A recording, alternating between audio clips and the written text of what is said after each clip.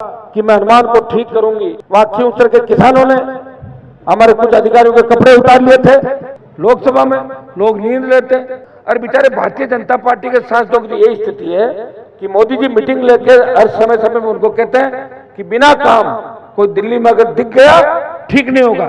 शनिवार की ट्रेन पकड़ो, शुक्रवार की शाम जाओ अपने इलाके के अंदर, घूमते रहो, वहां पर कोई काम लेके मत आओ मेरे पास। ये स्थिति है बीजेपी की। भाइयों, किसानों को पूरी बिजली बिना ट्रिपिंग के 7 घंटे रबी के अंदर मिले और बिजली रात को मिलती है। भयंकर ठंडे देश और प्रदेश के अंदर हम ये चाहेंगे कि बिजली दिन में मिले किसानों को। ऐसी व्यवस्था राजस्थान की सरकार करे।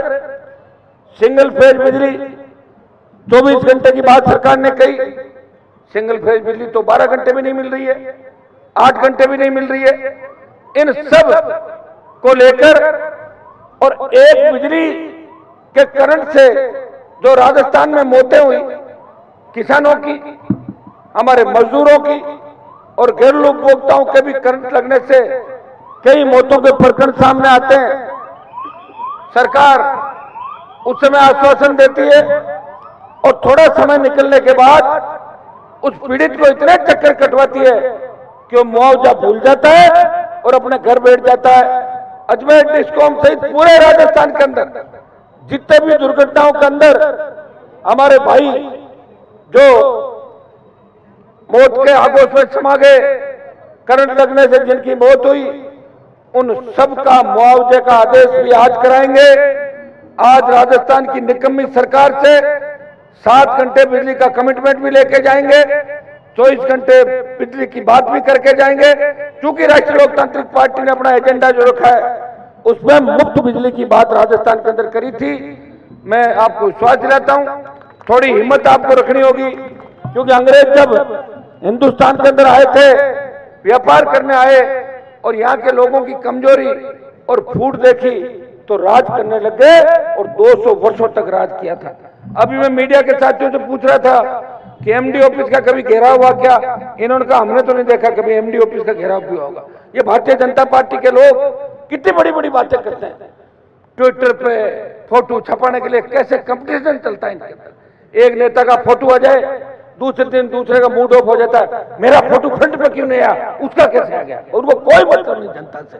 भाइयों, अगर आपके लिए परेशान हो रहा है, जिसने पूरी जवानी इस किसान कौम के लिए समर्पित कर दी, जिसने 2003, 8, 13, 18, 19 राजस्थान की सत्ता छोड़ी और दिल्ली में जब देश का किसान तकलीफ के अंदर था, पंजाब, हरियाणा, उत्तर प्रदेश और दिल्ली के किसानों ने कहा कि हनुमान जी अगर आप मोदी का साथ छोड़ दो और ये जयपुर दिल्ली का NH8 जाम कर दो तो प्रधानमंत्री को झुकना पड़ेगा। भाइयों, 1 मिनट का समय नहीं गवाया। मैंने ये भी नहीं देखा कि मुझे तो वापस पता नहीं मौका मिलेगा कि नहीं मिलेगा। मैं चाहता तो मिनिस्टर बन जाता, लेकिन मेरे भाइयों के आंसू देख के मुझे रहा नहीं गया और हरियाणा के ऊपर जो बॉर्डर है आपका NH8, ये जाम करके 70 दिन सड़क पे बैठा और सत्ता को ठोकर अगर देश में मारी तो हनुमान बेनीवाल वो किसान का बेटा है जो सत्ता छोड़ के सड़क पे बैठा रहा। अग्निपथ आया, भारतीय जनता पार्टी अग्निपथ लेके आई, सेना को ठेके पे दे दिया, कोई नहीं बोल रहा। बातें करेंगे आप जाओगे तो कहेंगे ये गलत बात है, लेकिन पार्लियामेंट में बात नहीं करेंगे, सड़क पे नहीं लड़ेंगे।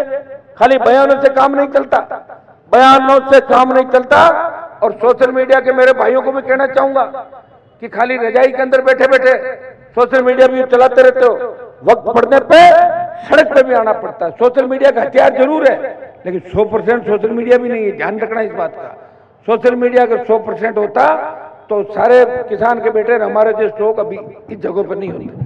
सोशल मीडिया की बहुत बड़ी भूमिका है, लेकिन सोशल मीडिया पे जो भाई लिखते हैं उनसे मेरी अपील है कि आज मांग तो हम बिजली की कर रहे हैं, उसके बीच डाल देंगे कि उस भर्ती का क्या हुआ, उस नौकरी का क्या हुआ। छोड़ो, पहले आज बिजली की बात तो कर दो, वो कल डाल देना पोस्ट।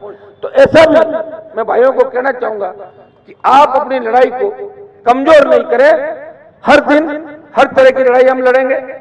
पेपर लीक, बजरी माफिया, बिजली और लड़ेंगे। पेपर लीक की घटनाओं की पुनरावृत्ति नहीं हो।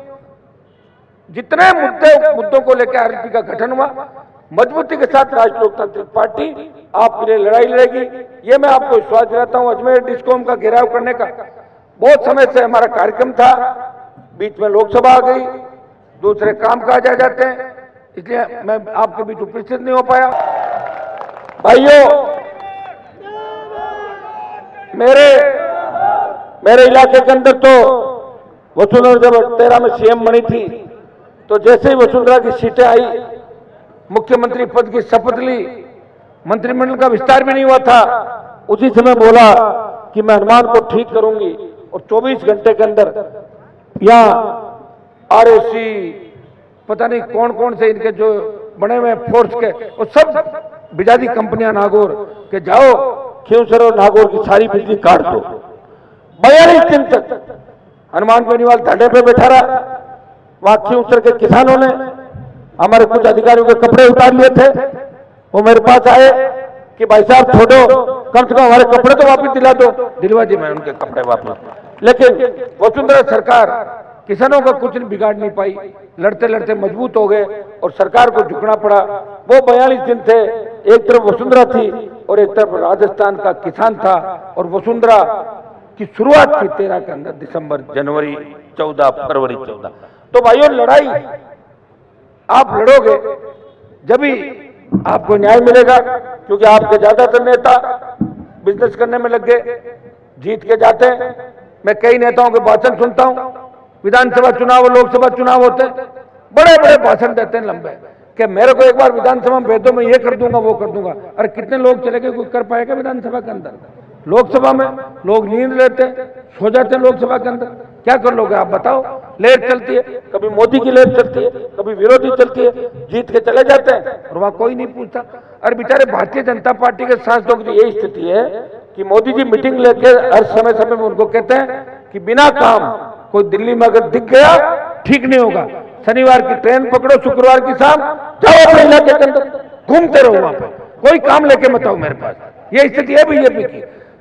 ये तो मैं आरएलपी का हूं ना, इतनी लड़ाई जो लड़ रहा हूं। मैं भी बीजेपी का सांसद होता तो कहीं रजाई के अंदर छुपा होता मिलता आपको। जिससे 24 चले गए, कहां पे देख रहे होगे इनको। इस राजस्थान को विशेष राज्य का दर्जा दिलाने की बात हो, ईआरसीपी, ईस्टर्न कैनाल, जहां मेरी पार्टी का कोई विस्तार नहीं हुआ, एक जो विश्वविद्यालय के अंदर राजनीति करता था, उस इलाके के किसान के बेटों ने, गुजर, मीणा, जाट, बेरवा, तमाम उस इलाके के अंदर जिनका बाहुल्य, उन लोगों ने उस इलाके में मेरी मदद उस समय भी करी थी। वो लड़ाके इलाके आज ईआरसीपी अगर आती है तो वो 13 जिले आबाद हो जाते हैं, पीने के पानी को लेके और सिंचाई के पानी को लेके। लेकिन सरकार ने अदर जुड़ में डाल दिया। दिल्ली के मंत्री कहते हैं कि गहलोत जाने और गहलोत कहते हैं कि दिल्ली वाले काम नहीं करें। ये आप देखिए कि किस तरह जनता को बेवकूफ बना रहे। कोरोना के अंदर मोदी बयान देते थे कि कांग्रेस की सरकार फेल है और गहलोत कहते थे कि मोदी के वेंटिलेटर फेल है। अरे हमें इनसे क्या करना है? हमें तो हमारी मदद कौन कर रही है? देखो, कोई मदद नहीं कर पाया। 50 लाख लोग मर गए देश के अंदर। कितने? 50 लाख कोरोना के अंदर। ये 4-5 लाख के आंकड़े नहीं है। दूसरी जब लहर आई थी ऑक्सीजन सिलेंडर के अभाव के अंदर, हमने कई परिवारों को उजरते हुए देखा था।